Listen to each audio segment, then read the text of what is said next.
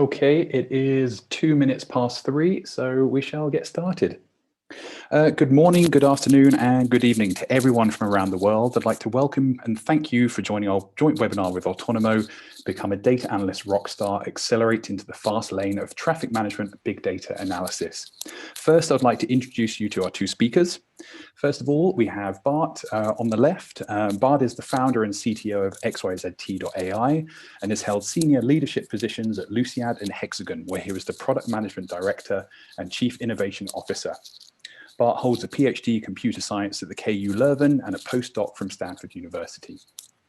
On the right, we have Rob, and Rob is based out of the Netherlands and has over 20 years experience at multinational technological companies in various senior sales and marketing roles. At Otonomo, Rob leads the engagement with global automakers like PSA, Toyota, JLR, and others based outside of Germany. He also leads the development of Otonomo's enterprise data consumer activities, helping them utilize connected vehicle data to fuel their applications and business processes. Before joining Otonomo, Rob was responsible for strategic accounts on a global level at Fortinet. Prior to that, Rob held senior positions at blue chip companies like Cisco, HP, and F5 Networks. Thanks for being with us today, Rob. So let's take a look at what Bart and Rob will be discussing with you today. First of all, we'll dive into the presentation, setting the traffic management and measurement scene. And there's also a little bit of a history lesson in there for you as well. Bart will then show you some great hints and tips on how to become that data analyst rockstar that we promised, showing you the power of combining the data from Otonomo and the xyzt.ai platform. For a little bit of interactivity during the presentation, we'll run 4 polls as we'd like to know your thoughts on a few topics, and then we'll wrap up and finish with the Q&A session at the end. So before we get started, just a few housekeeping rules. If you have any questions during the webinar, can you please ask them via the Q&A box or in the chat area, and we'll try and answer as many of them as we can at the end, time permitting. Depending on how many, if we don't get round to all of them, we will provide answers to the questions in the follow-up email afterwards. And the webinar will be recorded and shared after the webinar, so we'll try to do this as soon as possible within the next 24 to 48 hours. So now, without further ado, I'll hand you over to Bart and Rob. Okay, thank you, Joe. Thank you for the very nice introduction. So I'm Bart from xyzt.ai, and I'm going to give a demo later on with the Otonomo data, and I'm very, very happy to have Rob on this webinar. But first, I want to talk about something interesting. I think in April, just during the Corona crisis, there was this very interesting paper from researchers in Nature Communications, where they showed that traffic jams, traffic congestion, actually spreads like a virus. So basically what happens when traffic builds up from one street to the other, there's like traffic jams in basically spreading throughout the road network. And the model that defines this spreading is basically similar to how a virus, even like the coronavirus, spreads. I know you're all pretty tired of hearing about COVID-19, but it's an interesting research fact. And in fact, the way that they now have defined the model will allow them to basically find a vaccine to basically solve traffic congestion. And the source of this model is actually data. The researchers collected lots and lots of traffic data to be able to find this novel finding. So traffic measurement is extremely important, not only for smart cities, but also for different applications like research or, for example, insurance and other industries. But how do you go about and measure traffic? And today I'm going to show you that there's different ways. And if you want to become a rock star, you should know about those different ways. And the first way is what people have been doing for a long, long time. And this is a good example from the Los Angeles Department of Transportation, where they basically started synchronizing traffic lights by in real time measuring the flow of traffic and then adapting the time that those lights were on and off.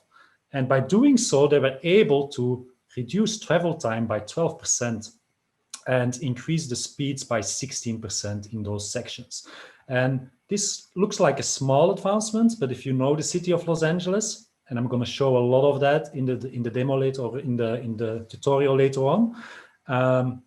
It's a big deal in Los Angeles.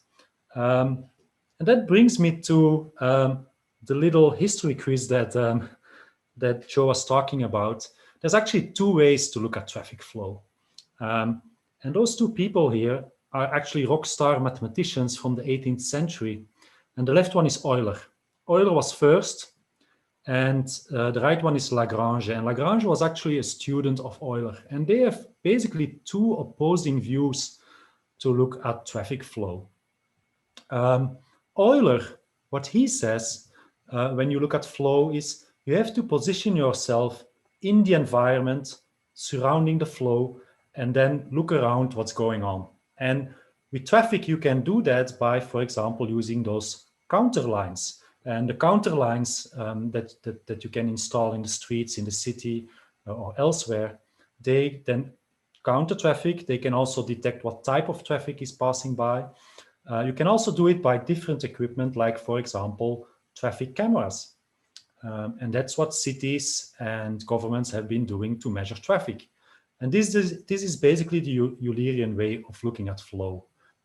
It's a costly way because you have to put a lot of infrastructure in the environment.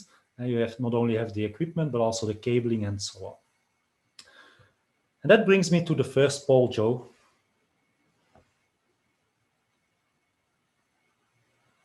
Yep, the first one here is about traffic counts in LA. So how many manual and automatic traffic counts are performed each year in Los Angeles? 6,000, 600,000, or 6 million? So it should be up on your screen now. I'll just give you a few seconds to make your choices.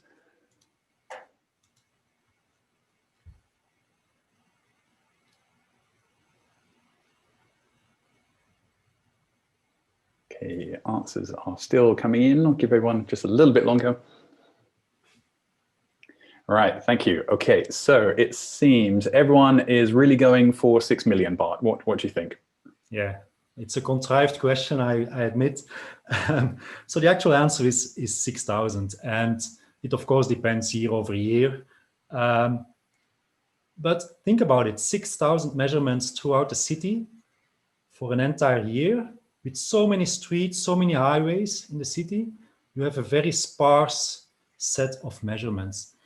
And that basically brings me to Lagrange. And Lagrange had an opposing view of looking at flow.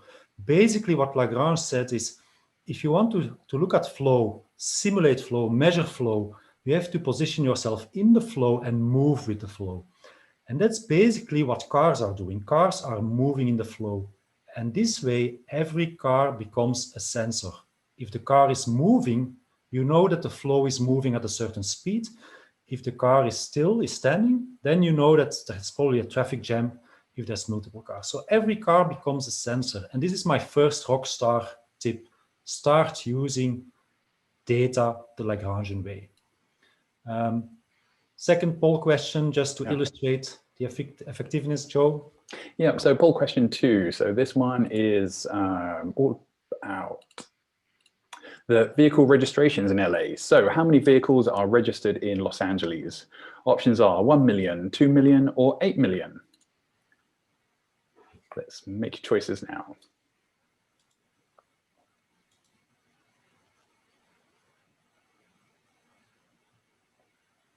Okay, the answers are coming in. Give it a few more seconds more.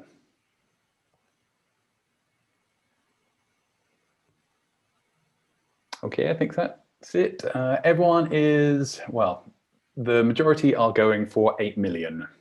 Okay, good. That's so good. What it's indeed over 8 million, which basically makes that, and this is not even counting the cars that are passing through LA County. So this is like you have millions and millions more of cars. So think about it. Every car could be a sensor that measures the traffic around the car.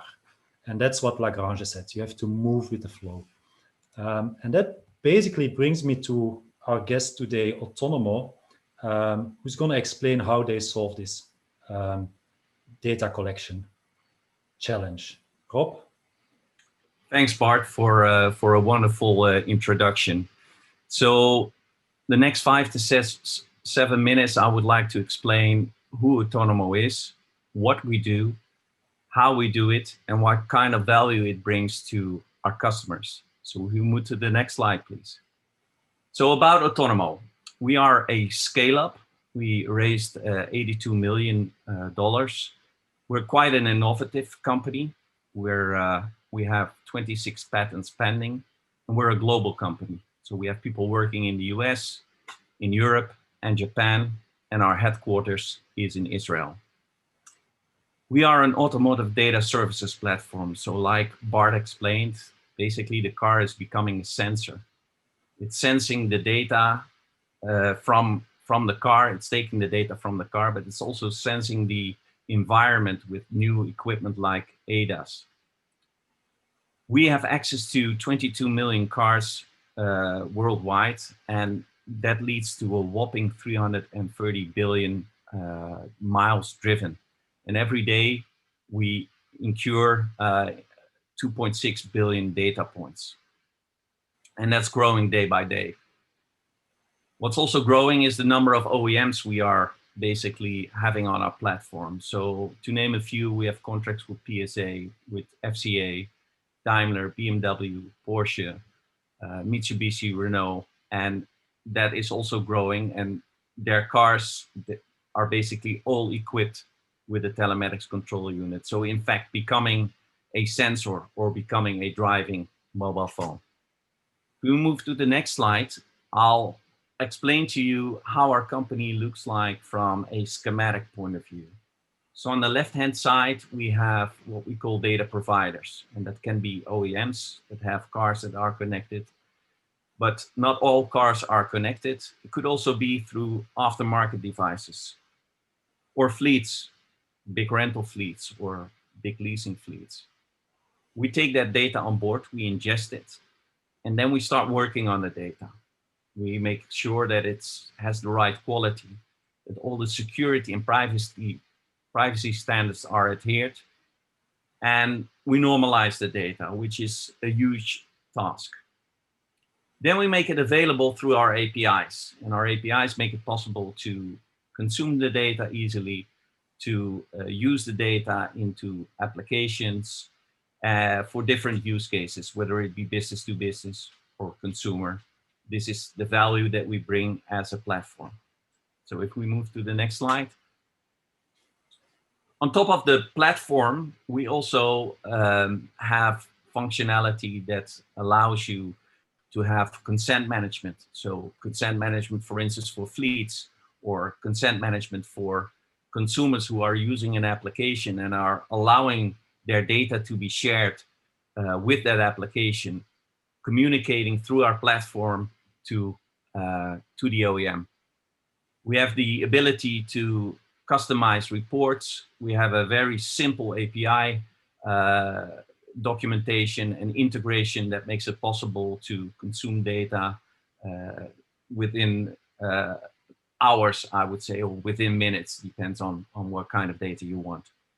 And we have a very easy billing engine. So on top of that, we also make sure that data can be enriched. We have events, we can build trips, we can aggregate the data, and we can give the insights. All this on a platform that connects to multiple OEMs, whilst at the same time making sure that all the legislation is correctly upheld with the GDPR regulation out of Europe, but also CCPA out of the US. So privacy and security is a top priority for us. We move to the next slide, Bart.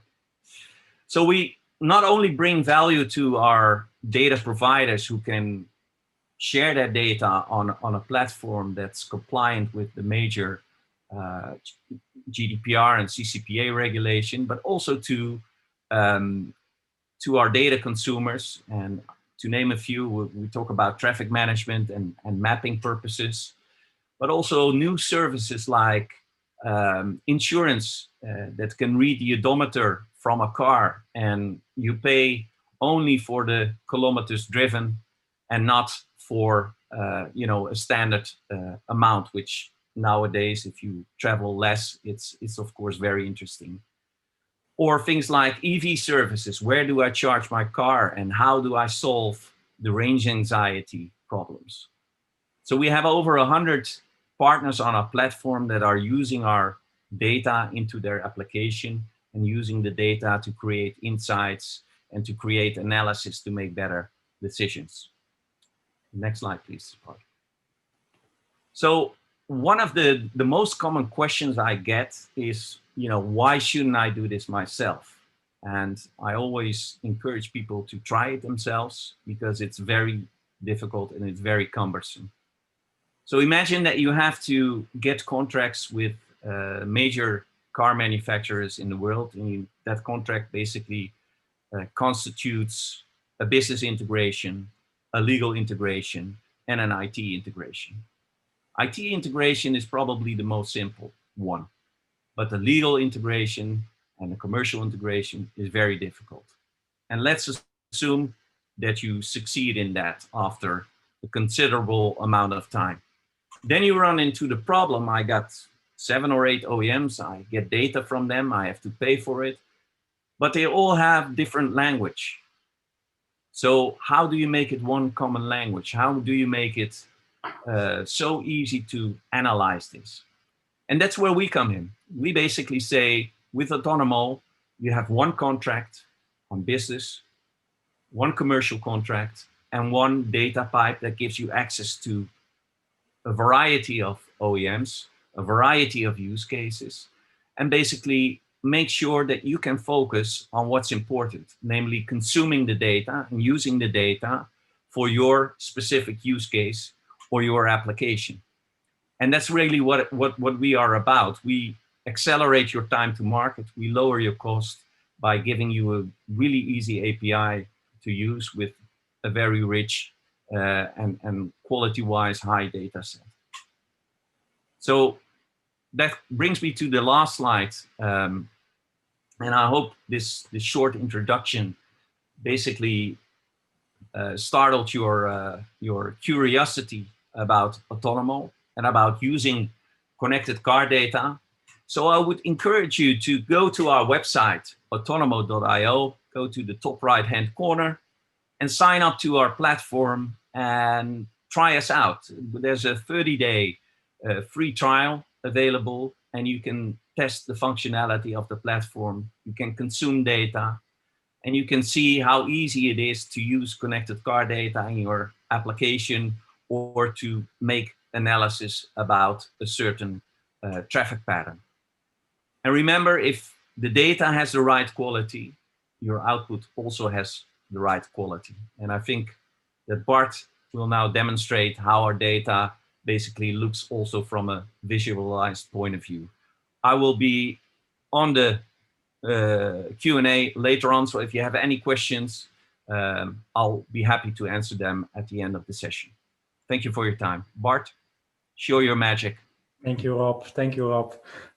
Before showing my magic, I want to say also that the way I got in touch with Otonomo was through that platform. And by looking at the data and really by looking at all the different attributes in the data, I was really amazed what is available and what all the possible applications and solutions that can be built on top of that data. So I'll show some of that later today. But we have a first poll question before we dive into that. Okay. Yeah, you already have some questions coming in, Rob. So yeah, we've got some good questions I can see already. Right, so poll question 3. Do you already use traffic data? Yes, no, but I'm considering. No, and I'm not considering. Let me bring that one up for you now. Here we go. If you can make your selections now, please.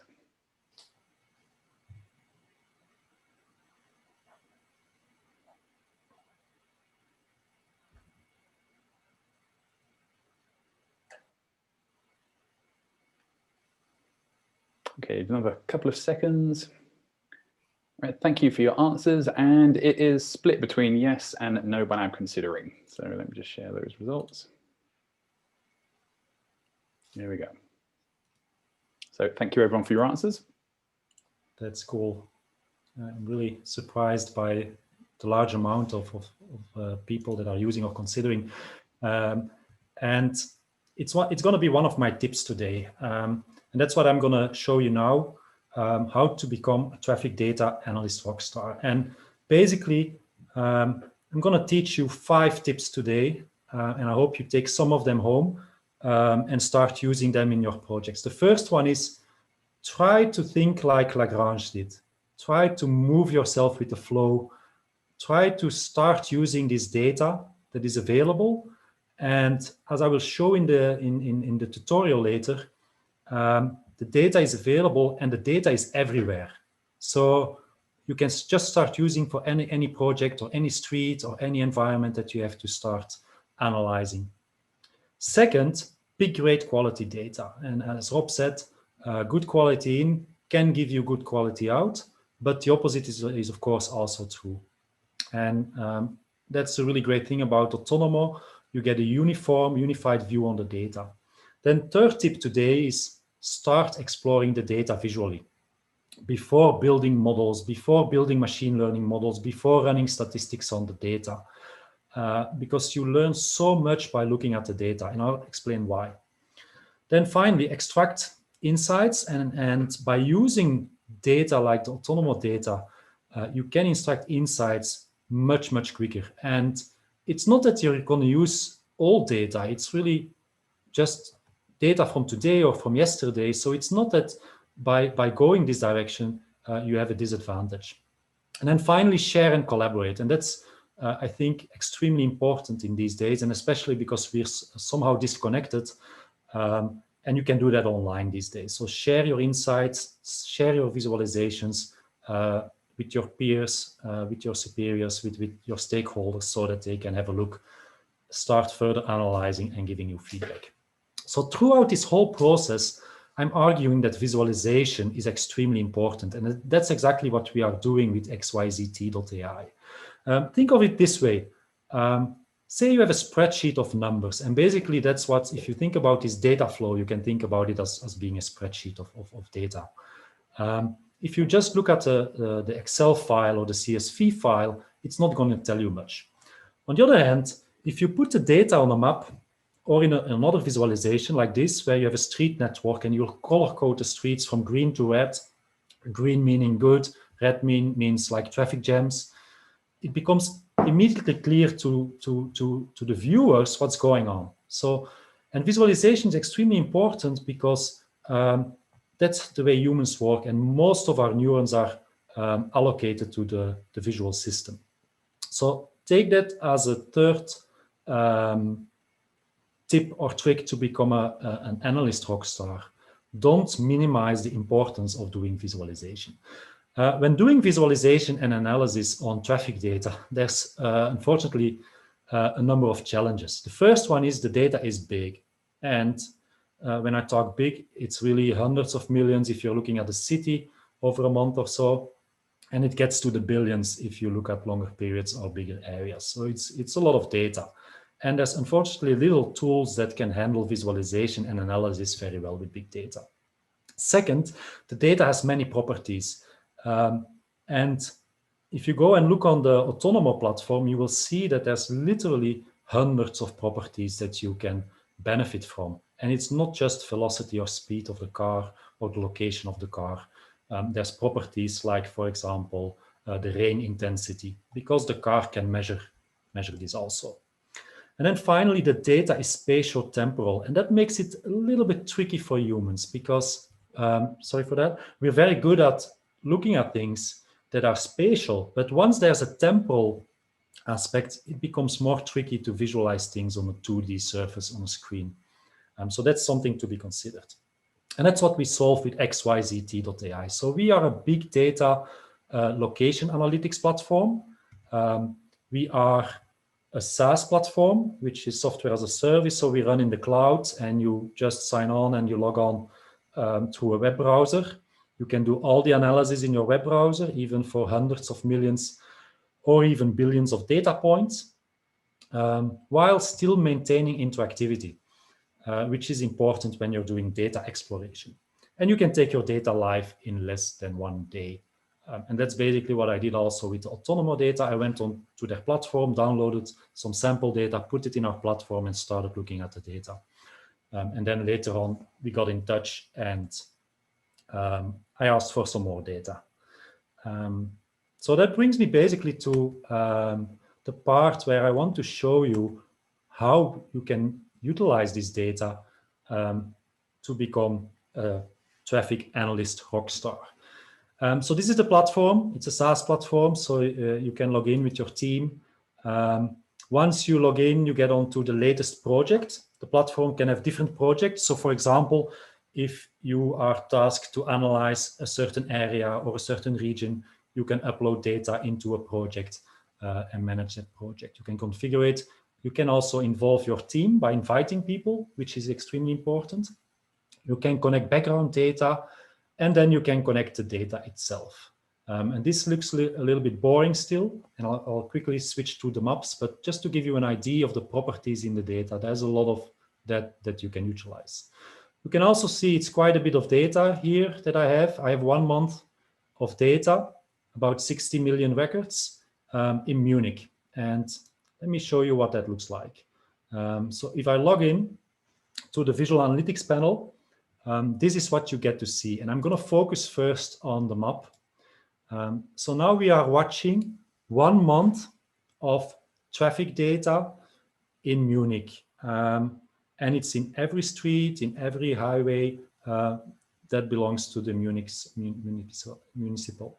So just focusing on this, you get to see like the hotspots. Blue goes from little traffic, white to a lot more traffic.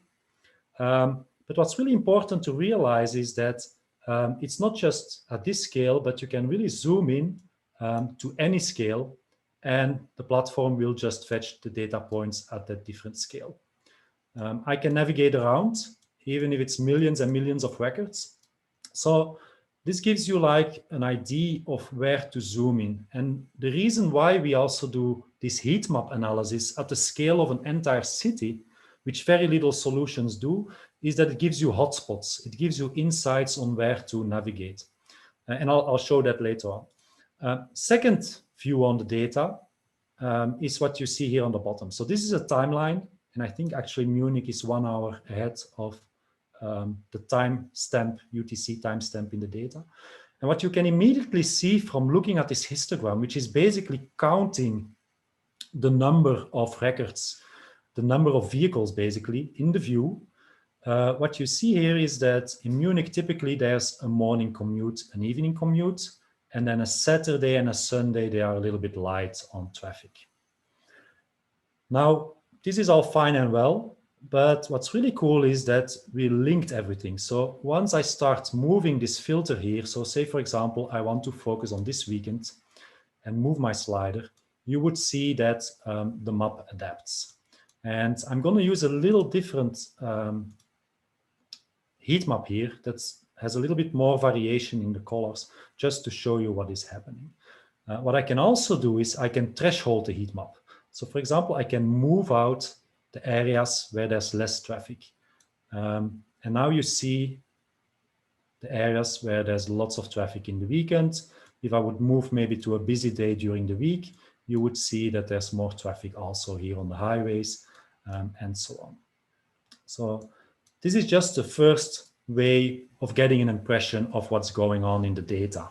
Let me fit again on the entire range. So we're looking at the entire 60 million data points again. Now I want to show you the third panel. And the third panel is basically here showing a distribution of attributes. So for example, what I see here, and I now selected the entire month, I see the distribution of velocities. And what's really interesting is that everything is coupled. Just like the timeline is coupled with the map, and the map is coupled with the timeline, I can zoom in on an area, and you would see that also the attributes here, the bar charts are updated with what we're looking at. So for example, here we already see, just from using heat map visualization, we can see sort of what is the pattern of traffic in this area. So this is visualization using hotspot analysis, which is a really cool feature to find like interesting areas. Of course, what you can also do is you can also color in different ways. And for example, I can color by speed. So what I'm doing here is, for example, say that I want to see everything below, say, 30 kilometers an hour in blue, and everything above, say, 50 kilometers an hour in red. And that's what you're seeing here. So basically, you now see also with color coding what is happening in the streets, what is the velocity, and so on. And by zooming in on an area, I can focus on that specific area and look at the traffic profile in that area. So imagine you have to put up infrastructure or equipment to do these measurements using traffic cameras or those counter lines, while now you can just move and navigate to every single street in the city and look what's going on. So imagine the models and the automated analysis that you can build on top of this data. So what I'm going to do now is I'm going to switch to, maybe before switching to my California data set, let me go back to my heat map. What is the most rockstar thing about Germans, Rob? Do you know? No. The most rockstar thing about Germans is that they can drive as fast as they can on the highway. I was thinking beer and bockwurst, but that's okay. Just me. No. I would say it's driving. So let's analyze how fast people drive on the highway. So let me zoom in maybe here on the highway section and start filtering on the data. So what I can do is, instead of just visualizing the data, I can also start filtering. So let me go to the speed analysis and maybe okay, let's go above 120, which I think is already illegal in the Netherlands. And there you can see, okay, there's some highlights here, even all the way into the city. So let me zoom in maybe here on a section that looks very interesting. So you can see there's even 155, 145, so 165. So you see people can drive pretty fast in Germany. So having these insights can help also, for example, when you want to do a campaign, you know now exactly where you want to do the campaign in Munich to basically do some sensibilization on driving at high velocity. This was my first little demo or little tutorial on what you can do with the data. What I'm going to do now is I'm going to switch to another project in California, which is quite impressive, I would say. It's about 140 million data records, and it's, again, a month of data. So what I'm going to do here is, this is the extent of the data. So you see that Otonomo is actually sensing every single road in California over this entire month. And again, what I can do is I can zoom in and zoom out. And I'm going to play a little scenario for a traffic analyst, just to give you an idea of how you could go about and start analyzing visually and sharing the insights with others. So I was told, and I'm now a traffic analyst, I was told by my superiors that basically the celebrities in Los Angeles, and then especially the rockstar celebrities, are considering moving out of Los Angeles. They are considering moving to San Francisco because they are really fed up with the traffic. So what I can do now is I can start looking at the general traffic pattern, and I'll just do that by zooming in. You see there's a lot of white, which means a lot of entries there. So let me switch again, showing all the panels that I have to my disposal. So what I see first here is, indeed, traffic is pretty bad in LA. Traffic is constantly pretty bad. It's every day, weekend or no weekend, it's always bad. It's always heavy. And for those of you who have been in LA or maybe live in LA, you probably know that. So let me switch maybe also to the same heat map that I like to use. And let's see maybe, okay, what about traffic jams? So where is traffic really going to a stop? So I'm applying a filter now, and basically I'm going over those 140 million data records. And you see now on the map, basically everywhere there's highlights, and especially here in downtown Los Angeles. So let me zoom in on that. And you can see like from the different scale levels, and I can always switch back to a lower resolution level to aggregate more data. You can see all those traffic patterns build up where traffic is basically standing still. So without having to go into the city and measure, I can just look at all those traffic congestion going on. You see here, lots of traffic. I'll get back to that. So what would an analyst do now? Like, he would like, or she would like think, okay, is this normal? Is it like this everywhere? Now, with the data from Otonomo, you can just move to any other city. I can now move to San Francisco, just following the Pacific Highway here, move to San Francisco, and start analyzing the traffic in San Francisco. How cool is that? If I'm in Los Angeles in my office, I can just look at San Francisco. Now, so let's look at the pattern during the week. And actually, the pattern is a little bit different. It's still sort of continuous, but what you see is that the weekend days, and actually, I have to shift my data here a little bit because Los Angeles is 8 hours behind. What you can see here is that weekend days are even busier than weekdays in San Francisco. So it's not certain that it's such an interesting idea to move to San Francisco if you're spending a lot of time on the road in the weekends. So let me move back to LA and maybe start analyzing a little bit deeper what those rockstar celebrities are claiming. So I know from having visited LA a couple of times for conferences, I know that a lot of them actually live somewhere here in the hills near the Hollywood Bowl. So let me zoom in and maybe look at the patterns here, what's going on here. So you have the different drives up here. Let me look at the traffic there. So a good suggestion is to always switch to sort of a dark background when you're doing analysis with your data, because that way you get to see really what's going on in the data. So you see a lot of traffic here. Actually, this is Hollywood Boulevard, I think, if I remember correctly. So let's analyze a little bit what is happening there for those celebrities. So let's pick a highway. Let me look for what I'm looking for. Okay, let's pick this highway here. Lots of congestion. So what I'm going to do is I'm going to look at, okay, the celebrities live in the hills. They have to go down the highway a lot. They have to go down the roads here a lot. So it can get quite busy. So let's pick I think this is Laurel Canyon. Let's pick this crossing. So what I'm going to do is I'm going to zoom in on this area. I'm going to define this circle here. I'm going to call this my first crossing. I'm going to create this shape, save the shape, and then I can use it for my analysis. So for example, I can add a filter to filter out all other traffic in that area.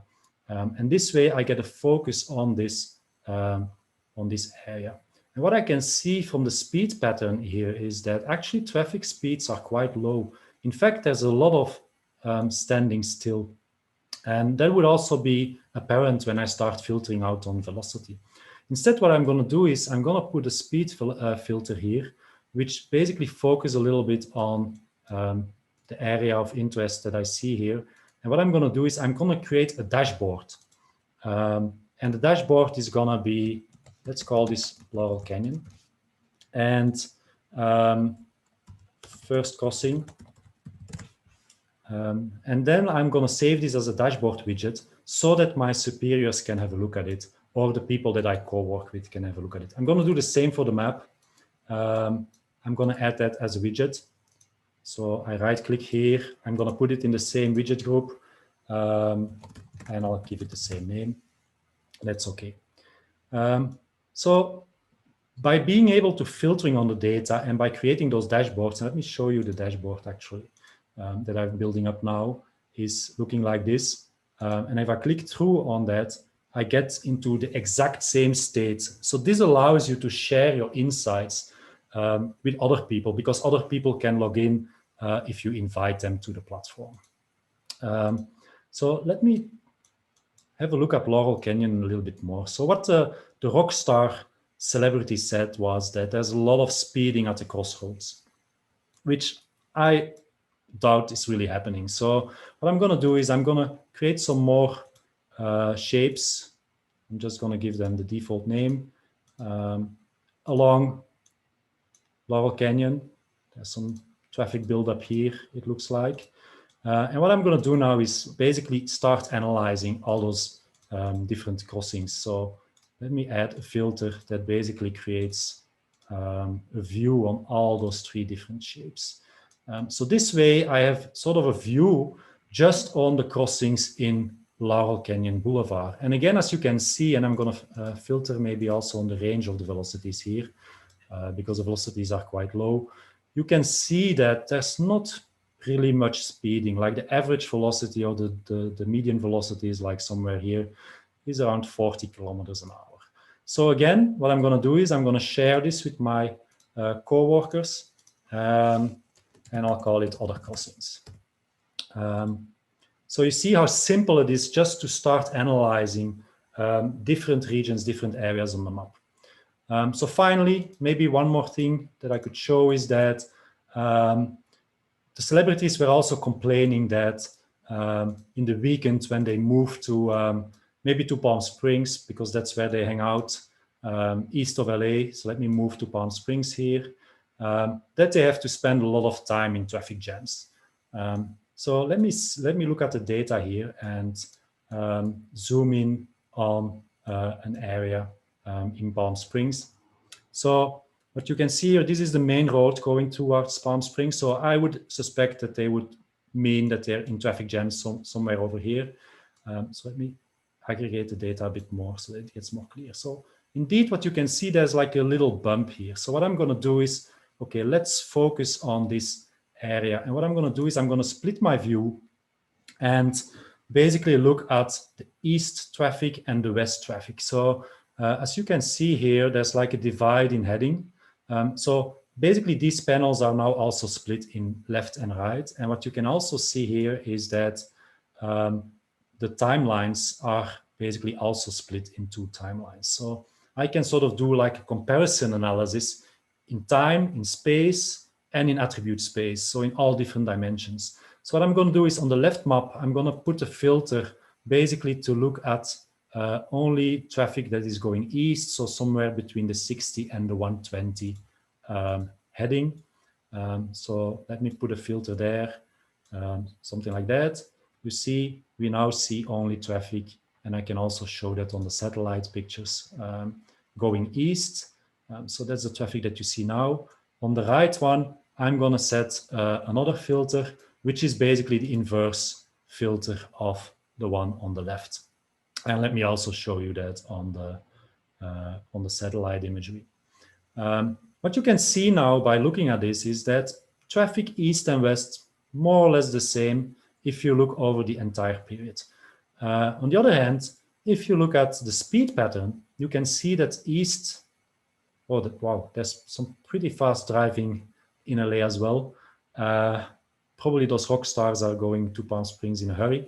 But you see that the traffic east is very fluid, while traffic west is much more congested. And that's an insight that you immediately get from looking at the data. Also at the bottom, you would see that if you look at the traffic patterns, you would actually see that here, for example, you clearly see that the traffic back from Palm Springs is actually very, very congested on a Sunday. So apparently most people are driving back from Palm Springs already on Sunday. And in fact, if you look at the traffic here, you would see that they mostly come already on Thursdays and Fridays. So these insights you get immediately from playing with the data. What I did is I just showed velocity data, and I used a little bit of the heading data, and of course the locations and so on. What I also want to show is that, and I'm not going to demo that, but there's so much more in the data that Otonomo provides. So for example, they also use ultrasonic sensors on the cars to basically detect open parking spaces. Here's a little example with a subset of the data. Let me show that here. So these are all locations where the car sensed open parking spots. So imagine that you use this in a real-time application, ingest the data, you get an immediate hotspot analysis of where there's free parking. And for example, you can see that here also in the when you correlate it with the imagery, you can see that on these parking spots there's been a lot of detections of free parking spaces. And Otonomo does that in real accuracy. So they're really giving the data the centimeter precision of where that open parking spot is. Another type of data that you can get from the platform is actually what I'm going to show here. There's a lot of attributes such as, for example, rain intensity that you can exploit in the data. And that can give you a real-time view on the data. So you could, for example, ingest the data, put on a visualization like this, and immediately get a view on where there's heavy rain on the road, and use that information into your operations. So a lot of insights to be gained from the data, and basically that concludes my little tutorial on how to exploit the data in a very visual way, how to share the insights with dashboards and really accessible visualizations. First, I still have a poll, Joe. Yep. Final poll question. So what tools do you use now to visualize and analyze your traffic data? None. Your own BI tools, own algorithms, or I need a good tool. Let me just bring that up for you now. There we go. If you can make your selections, please.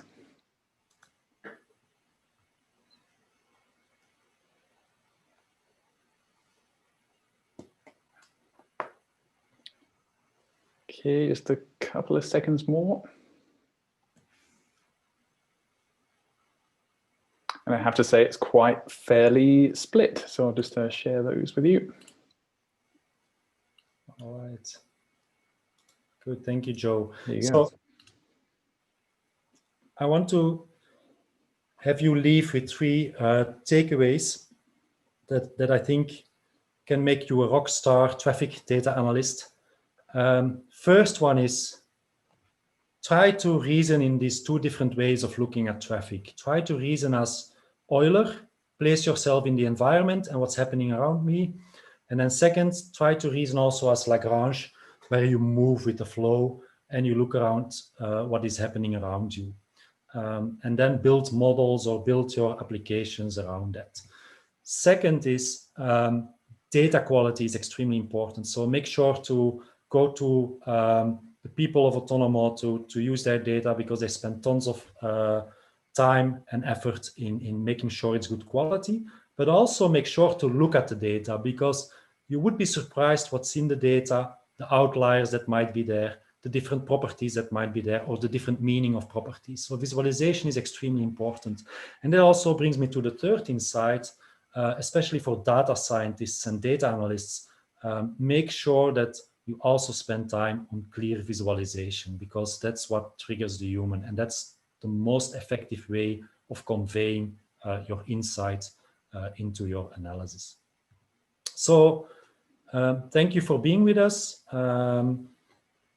If you need data, go to Otonomo. If you need a platform, a visual analytics platform that can handle lots of traffic data, but also other location data, you can come to xyzt.ai. And I'm here with Rob for questions. Thank you. Wonderful. Thank you very much, Bart. And thank you very much, Rob, as well. We do have quite a lot of questions that have come in, so thank you very much for that. We will go up until the top of the hour. So we have 9 minutes to try and get through. If we don't get through all of them, then I will take a record of them and then make sure that we get responses to you. So if I can just start. I'm just going to go down in order. So I think, first of all, this will be for you, Rob. What on-vehicle type of sensor would you or would provide the best data? Camera, radar, LiDAR, ultrasound, etc., and why? Yeah, so it depends on the use case. All the technologies that are listed here are basically available in a low density. So if you want to measure traffic flows, I would say that the movement data is much more available. So if you want to analyze traffic, that would be the right one. In terms of new data sources, because they're all new data sources, let's take, for instance, ultrasonic sensor data. That's quite a new data set that we basically get on board. And that our data consumers also need to learn to work with, and what kind of value there is in it, what kind of density. So I'm sorry, there's no one right answer, but it really depends on the use case and what you want to do and where you want to do it. Okay, thank you very much. Then one for Bart here. So Bart, you talked about measuring traffic flow using different fluid dynamic methods. Could you explain a bit more about how measuring traffic as fluid flow and using the tools of Lagrangian dynamics allows you to understand and control it better? Okay, yeah, very good question. Thank you, Andrew. I think it's a question from Andrew, I see. So Andrew, yes, so there's like actually two dimensions in being Lagrangian. The first dimension is like what Otonomo is doing is basically they put the sensor on the car. So the sensor moves with the car. So that's basically what I mean in this presentation by Lagrangian. The second way of being Lagrangian is what you mentioned, is to look at the computational fluid dynamics way, is basically by moving with the car and by, along with the trip that the car is doing, plotting or basically visualizing what is happening. That's the second Lagrangian way. And that's also interesting. And that I didn't show in the demo or in the tutorial, but that's actually also what you can do is along a trajectory of a car, you can visualize basically, okay, what was the velocity during the first 15 minutes? What was the velocity along the next 15 minutes? And those types of what we call sequence diagrams are also extremely interesting to analyze the data. But I didn't show that in the demo. It's actually true that there's a second Lagrangian view on doing traffic analysis. Okay, thanks, Bart. One for you here, Rob. If a data consumer violates the data contract with Otonomo, how is the OEM affected and compensated?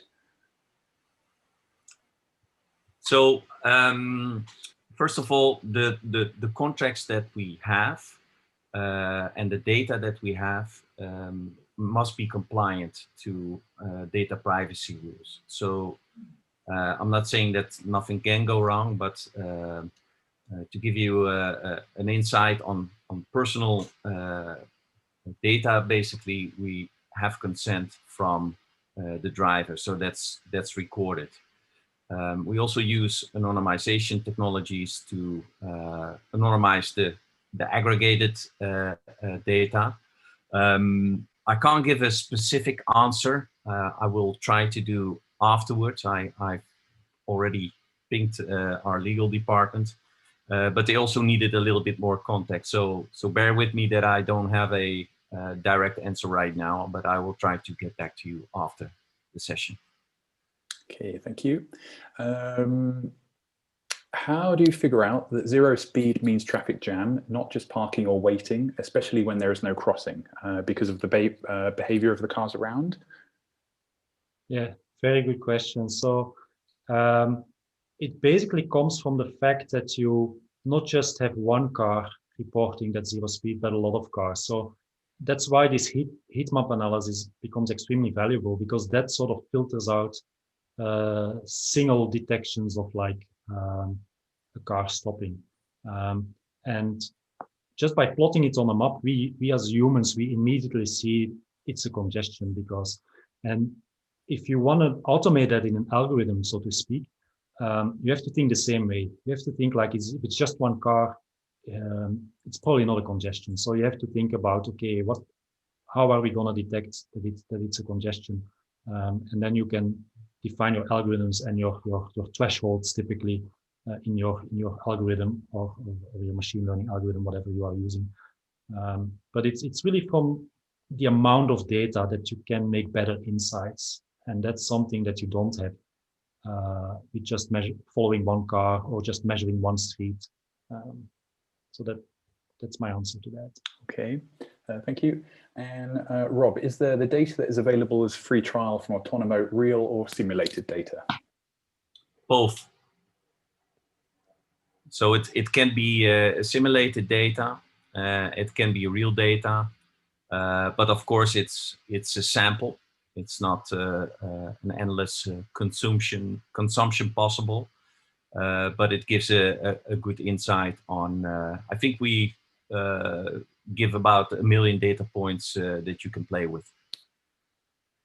Okay, great. And do you gather data for pedestrians and bicycles, or can you analyze that data? I guess that's to both of you. So maybe I'll go first. We are a automotive data services platform. We collect data from connected cars. That's already a very big challenge. We get asked a lot, you know, do you also do things like electrical bikes or other sources? But usually what happens is that our data consumers are doing that. So we focus on connected car data. We make sure it's, you know, clean, that it's easily consumable. It has the right data privacy and security standards adhered. But we don't have any other data sources on our platform. Thank you, Rob. And then, yeah, for our platform is agnostic to the type of data. So basically, if there is a location, like a longitude, latitude, or an XY coordinate, when there's a timestamp, and when there's attributes, those are optional, we can handle it in the platform. So we have customers using it with maritime data, also with people flow data, and sometimes multiple data sources in one project. So to put everything together. Great, thanks. And the final question for both of you, then how does the pricing work for both of the companies? Rob? So it depends on what kind of data you are looking for. If we talk about aggregated data, usually we charge per 1 million data points. If it's personal data, it depends on the use case. It's per API call or a set of API calls. So it depends on the use case. It's either API or it's a data point model. Yeah, and for us, Joe, it's we're a multi-tier SaaS platform. So we have the first tier is targeted to like the single data analyst that really uses the platform as I used it, but just as a single user. And then we have another tier that caters to teams of analysts, where there's also support for API calls so that you can automate data ingestion, so that you don't have to do that manually. So for example, you could set up a data pipeline that every day ingests data into the platform and that you can then start analyzing and monitoring. So there's a second tier. And then finally, we also do like an enterprise tier for the special cases. But the information is on the website. Okay, wonderful. Right, it is 4 o'clock here in Belgium now, so right on the hour. So I'd like to thank you for attending the webinar. Thank you, Rob. Thank you, Bart. Some great information in there. You have the details on screen, so please reach out. There will also be a quick questionnaire that will pop up once the webinar finishes. If you do have any further questions, then please get in touch, and we'd love to hear from you. If we didn't get round to answering your questions, then like I say, we will take a note of it and we'll then reach out to you directly or put it into a frequently asked questions that we'll add into the follow-up email as well. So again, thank you very much for attending. Have a very nice evening or rest of your day, and hopefully we'll see you again on our next webinar. Thank you very much, everyone. Bye. Bye-bye. Bye.